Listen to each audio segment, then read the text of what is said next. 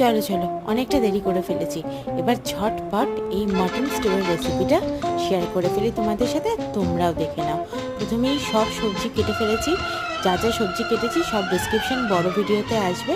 এখন ঝটপট আগে রান্নাটা দেখে নাও। দেখো, গোটা গরম মশলা গোলমরিচ ফোড়ন দিয়ে দিয়েছি, আদা কুচি রসুন কুচি দিয়েছি, পেঁয়াজ কুচি দিয়েছি। অবশ্যই রান্নাটা সাদা তেলে করছি। পরিমাণ মতন মাংস দিয়ে ভালো করে একটু সটে করে নিলাম। তারপরে দেখো, উপর থেকে সমস্ত কেটে রাখা সবজিগুলোকে একে একে দিয়ে দিলাম। কাঁচা লঙ্কা অ্যাড করলাম। মশলা বলতে শুধু একটু গোলমরিচ গুঁড়ো, নুন, আর ওই কাপের যে কাপটা দেখালাম তার 4 কাপ মতন জল দিয়ে ভালো করে রান্না করে নিলাম। কুকারের সিটি ফেলে ভালো করে দেখো। এবার তোমাদের সাথে শেয়ার করছি এর ফাইনাল লুকটা। কি আমি খেতে হয়েছে না? ওপর থেকে আরও একটু গোলমরিচ গুঁড়ো আর বাটার ছড়িয়ে সার্ভ করে নিলাম। বিশ্বাস করো, জমে গেছিলো জাস্ট।